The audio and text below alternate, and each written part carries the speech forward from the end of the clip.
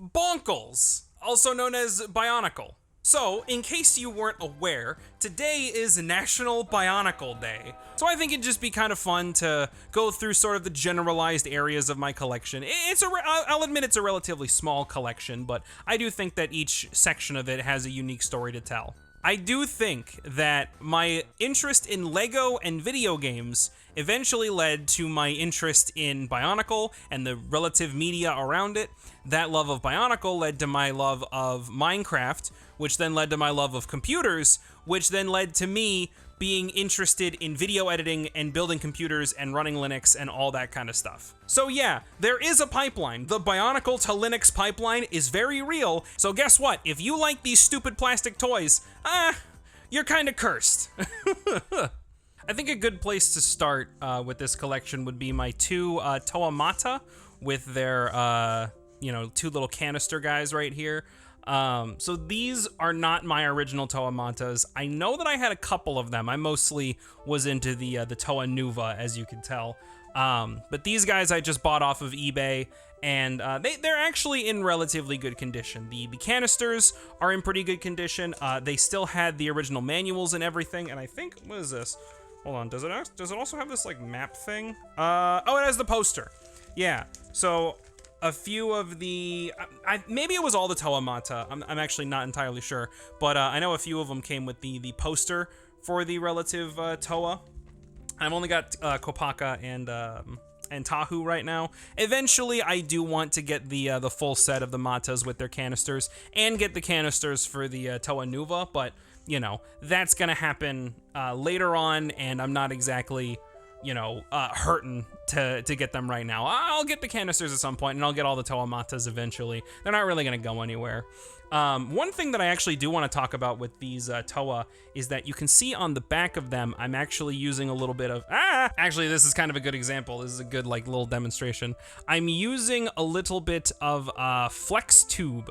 If I don't have autofocus on, but I'm using a little bit of a flex tube in the necks, and that kind of allows me to get a little bit of head movement. Because one of the big problems that I had with Bionicle growing up is that you couldn't really, there was no articulation in the head. So you couldn't do like, oh god fucking damn it, Kopaka. You couldn't do like cool poses like this, and I'm kind of trying to recreate his pose on the box right now, or on his canister right now. You couldn't really like turn the heads at all, or do like fun movements and everything. Their heads were just always kind of like stapled to be looking forward. And it makes sense if you're like a kid, and you're just kind of like fiddling with the knobs in their backs to make them, knock the Kanohi off of other TOA or whatever, or mask, I guess. Okay, I'm gonna be using interchangeably some like Bionicle terminology and everything. So if I say a word that confuses you, I'm not gonna really explain it. Not really, sorry, actually. But like having no articulation in the head makes sense as a kid if you're just trying to like, swing the sword to make Tahu's mask come off and everything. But when you're trying to, pose the Bionicle to be on a shelf and sort of be like a figure that you have, and you can pose it and display it and everything, having no head movement, having no head articulation kind of sucks. So so a Bionicle being able to look up, for example, is really cool. And you can kind of already see that the head is kind of coming back to being straight, which like I'm not a huge fan of, but hey, just being able to turn Kopaka's head a little bit to pose him a little bit better, like that is an objectively cool pose. Like just as simple as turning the head is a huge difference. And I have the same thing on Tahu over here. He's kind of got the whole head thing going on.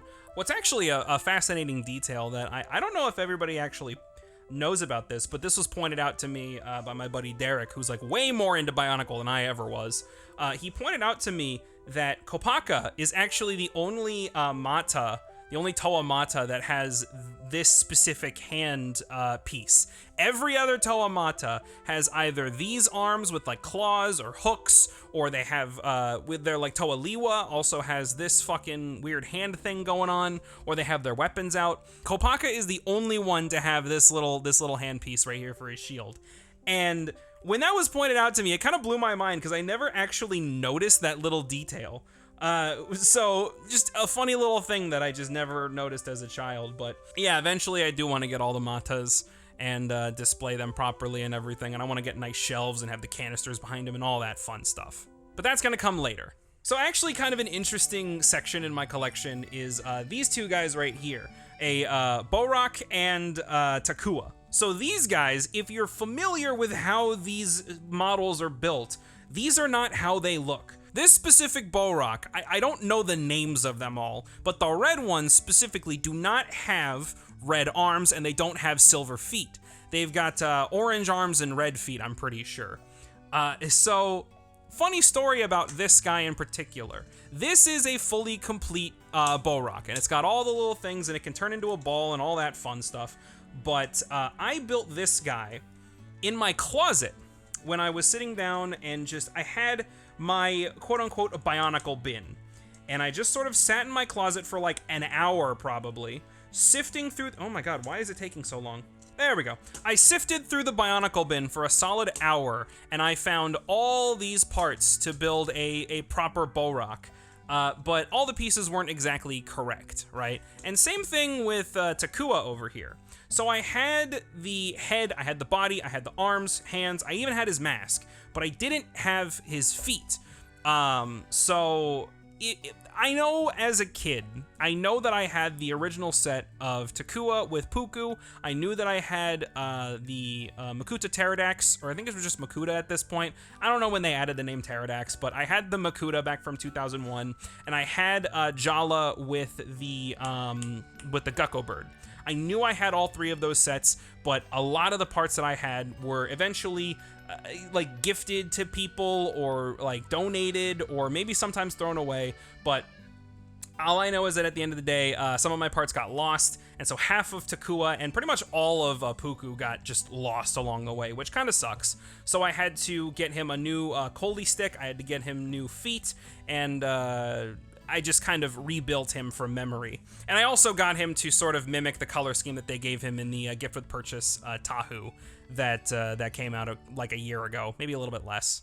And you know what? Speaking of gift with purchase Tahu, why don't we just rip that band-aid off right now, and we'll talk about him right here. So, I was dumb this day. I was one of the millions of Bionicle nuts out there who decided to blow $100 on Lego just to get a little Tahu figure and come with a little Takua. And was it worth it? Actually, yeah, I do believe it was worth it. I think that this new design for TOA Tahu right here is actually really fucking cool. So I'm gonna be perfectly honest with you. If Lego just decided one day, hey, we're gonna sell all the other 5 TOA in this style with like this specific design language in how they built it, like using regular pieces but with these ball joints and everything, I'd buy all of them. Like, I think this is a really cool design language for Bionicle. Because you still get the robotic-looking body, but it's built with more traditional Lego pieces. And it's, like, pieces that Lego already, like, has, and they already print a ton of, right? I know that actually reprinting all of these original Bionicle pieces is kind of impossible because all the original molds were destroyed years ago, because that's just kind of what Lego does. So expecting to have these exact models return is kind of a fool's errand. But having these models kind of, I don't want to say replace, but be like collector's items for Bionicle nuts like me, yeah, that actually would be pretty cool, I think. And yeah, in order to get this Tahu, I then purchased this Tahu. I got these specific, like, 99 or 100 year whatever anniversary collection bundle that Lego did a while ago. It just happened to be one of the sets that I found at the Lego store at that time, and this little guy just happened to be in it. So yeah, I have this Tahu, this Tahu, this Tahu, and this Tahu. And then actually, you know what? Give me 1 second. And this Tahu. So yeah, I'm one of the few people who actually decided that, like, yeah, Bionicle Gen 2, yeah, why not? Sure, fuck it.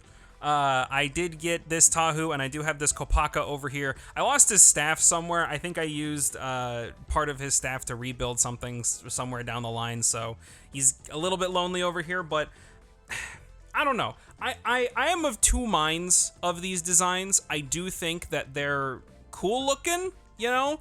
I think that they have a lot more articulation in their body, and they're allowed to be more posable, which is really cool. I do like how their masks are relatively easily detachable. It's a bit annoying when you're trying to pose them, but like in terms of them being a toy, having the mask be that detachable is like neat, I guess. But I don't know. I just was never like too big on this specific lineage of Bionicle. I was never a big fan of Gen 2 as it was. I don't know. It felt like Lego kind of dumbed it down a little bit, and I digged the complexity of the original Bionicle story. But I can understand that they want to make it simple and accessible for like children, so it makes sense why they decided to go in this direction for these two guys over here. But you know, let's just get these guys out of the way before before I start getting angry. Alrighty, I think that's enough beating around the bush, and I think it is finally time to talk about my TOA Nuva collection. And this was my generation of Bionicle. This is the kind of shit that I was all about. And that includes the best TOA Nuva, the best TOA whatever there ever was, Takanova. Yeah, I know it might be a little basic to have my favorite being the TOA of light and everything, and how he was the big hero for the big movie that came out around like 2001, 2002. But yeah, out of all of the TOA that have come and gone in the 20 or so years that Bionicle's been around, Takanova, he's still my favorite. He's still the OG. So these original TOA, most of their parts, I'm talking like 90% of their parts, came from the fabled Bionicle bin. So as a kid, I had a lot of Bionicle. This is just because they made easy gifts, right? You know, my family was just like, oh, what do we get Cameron for Christmas? What do we get Cameron for his birthday? And just toss a fucking Bionicle canister at him and he'll be fine for the next like week. And to be fair, it was true. Like I genuinely was just okay with getting Bionicle every single year. But as the years started to go on, my interest in Bionicle started to wane a bit. And I think the reason for that is just because I didn't interact with this series much when it came to its story. See, for me, Bionicle was just another Lego set that I could pose and play with and do a few other fun things. Some of them even came with little fun discs that I could use on my, I think it was Windows XP or Windows Vista system that I had at the time. It was like some hand-me-down computer that was just gifted to me by my dad. So it came with these little mini discs that had like desktop buddies, and you would have like Tahu bouncing around in his shield. You would have Pohatu running around the screen, and he would like, you know, use his mask of speed or whatever and do a bunch of fun stuff. It was cool. But aside from the couple of movies that I watched as a kid, I never read the Bionicle comics. I didn't even know there were comics. I didn't know there were books. But as an adult, I can look back on this series, remember the fun times I had with them as toys, but then I can also sort of look at the story that I just completely missed out on. So I'm kind of rediscovering Bionicle as I get older. I still haven't read the books or the comics. I have no idea when I'll make the time to do that, but I do want to make time for it at some point. I've been given the cliff notes, and I've sort of just digested the various plot points of the Bionicle world and the crazy bullshit that happens after the TOA Nuva. Because honestly, after TOA Nuva, I kind of like, you know, I never really cared. Things like the TOA Enika, things like the Mask of Creation, things about Spherus Magna. I did not know Spherus Magna was a thing at all in Bionicle. Like when the trailers for the TOA Mari started coming out, I think that's what they were. They were the TOA Enika, and they went underwater and they got mutated by the fucking waters of Voyanui. I know that. I don't know their names, but I know exactly why they're different, right? It's just these weird blank spots I have in my knowledge of the lore. Anyway, when those trailers started coming out and they showed the Mask of Life and they played that music in the background and all this stuff was happening, I'm like, wow, this is all really cool stuff. I don't understand a fucking ounce of it. I don't know what's going on or why this mask is so important, but like, it's cool. So yeah, actually like finally understanding the context of like what those trailers were and understanding the plot line of Bionicle and how everything's like just kind of fucked up is pretty cool. And I am enjoying going back on this series with like a more keen eye for storytelling. I say keen eye, but like I'm an adult who has like intentions of understanding the plot line of this thing, whereas a kid, and still sometimes nowadays, I just really don't have that intentionality of like understanding plot lines. So I don't know, it's just hard for me. But seeing it now is pretty cool. And so as an adult, I was sort of reintroduced to Bionicle because my dad happened to find the Bionicle bin, or one of the Bionicle bins, in the attic somewhere. And he brought it down and was like, yo, it's got a whole bunch of those Bionicle pieces in it. Maybe you can rebuild some of them. And I'm like, huh, maybe I could. So I go shuffling through it, and actually, I happened to do the first shuffle through it on stream, and I happened to find a ton of masks and different pieces for certain Bionicle and certain things. Like, hey, you want to know how deep I was in this shit? Hey, here's a fucking Paraka headpiece right here. Who the fuck has Paraka anymore? I know for a fact I had a bunch of Bionicle, and I'm kind of saving this little piece of the collection for last. We'll get to it. But yeah, most of these TOA, most of the parts came from the Bionicle bin. TOA Liwa right here was entirely rebuilt from parts that I just found in a bin. I spent an entire day organizing that box, just like, is this a Bionicle piece? Is it a regular Lego, or is it trash? Because like digging through that box, I found a whole bunch of like chalk and bottle caps and a bunch of like dust and shit in there. Like it wasn't exactly sanitary. All the other parts that I didn't happen to find in the box, which there were a few, you know, I was missing a bunch of parts for Onua, I was missing a few parts for Gali and Tahu. I think the only ones I was able to properly rebuild were Liwa, Kopaka, and a little bit of Takanova. I had to order some parts for Takanova specifically. But Pohatu, Onua, Gali, and Tahu over here, a lot of their parts just happened to get lost, so I had to go on everybody's favorite Lego secondhand buying site, Bricklink. Bricklink? Doesn't really matter. Rebuilding these TOA right here and Takanova's bike over here, this was my first introduction to buying secondhand Lego. So not only was I like rediscovering the story of Bionicle, but I was also sort of discovering this whole secondhand community of Lego pieces that I just never really interacted with.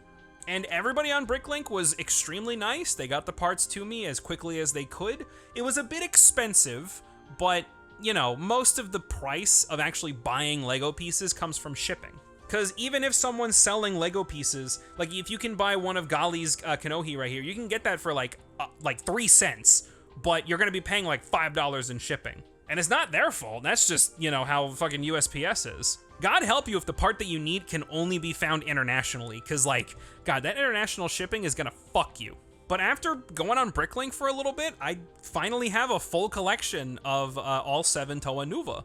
And it's like, really cool, you know? It's cool to see everybody back just kind of together again. You know, as a kid, you don't really take care of your toys, you know, and it's not because you're ungrateful, it's just because you're a kid and you don't understand the value of what you have yet. I don't really remember as a kid having all 7 of these guys just standing next to each other. So seeing it now and like being able to have them physically in front of me is really cool.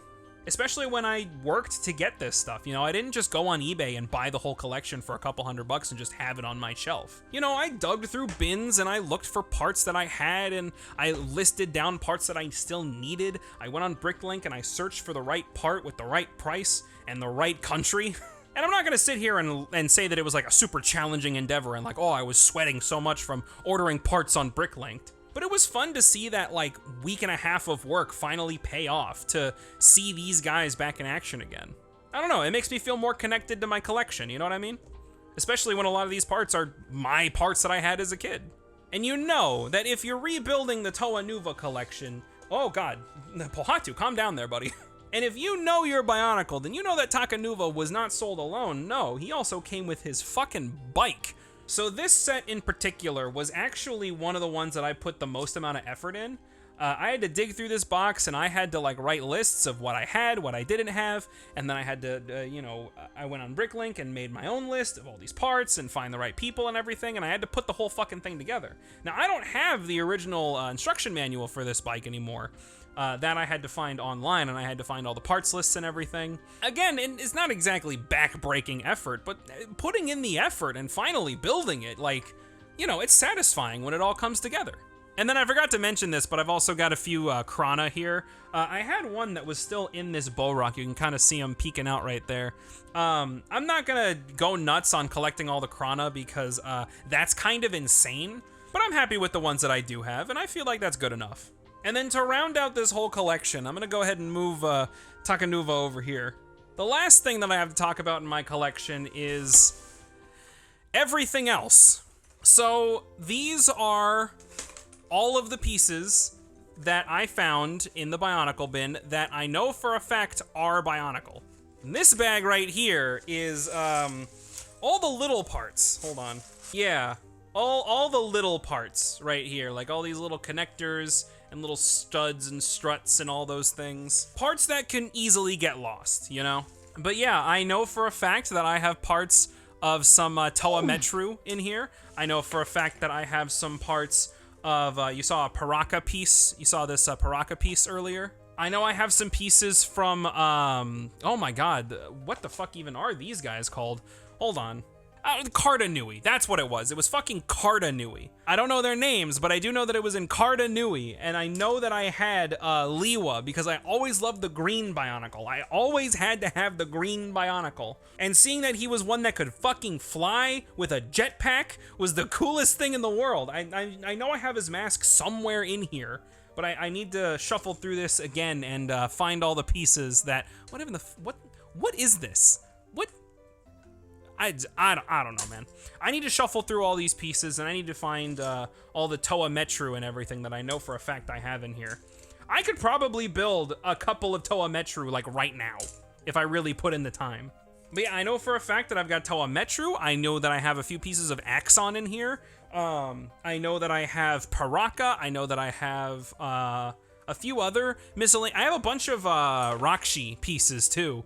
And it's just a lot of time that I don't have to organize everything, but one day I will finally organize this box. You can see that all the parts are fucking falling out of it. I need to get a bigger box for this collection, because holy shit.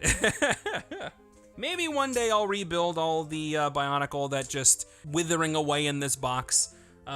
Maybe I won't. I don't know. Oh, here's a piece of Axon. There you go. But I don't exactly have a whole lot to say about the box because it's just a bunch of shit. So yeah, that was a very long-winded video. Oh my god, I've been recording for 40 fucking minutes. Yeah. I fucking love Bionicle again, you know? And I think that this series is incredibly important to me. So important that I got a Bionicle tattoo. If you know how to read Bionicle, then you would know that it's actually read the other way from the way that it's facing. And if you know what this says, hey, comment that. If you know, you know, but I'm not gonna tell you here. Like I said at the beginning of this video, I think that a lot of my interests nowadays stem from my fascination with Lego and putting things together and understanding how things work, you know? And I feel like the Bionicle just really encapsulate this like feeling of the early 2000s, you know what I mean? Maybe I'm just associating the Bionicle with, you know, being a child and therefore not having all the responsibilities and not living in a world that's just so fucking overbearing all the time. Maybe that's why I love them so much, or maybe they are just that good. Who's to say, really? All I know is that I love these little bastards and, you know, happy Bionicle Day, everybody.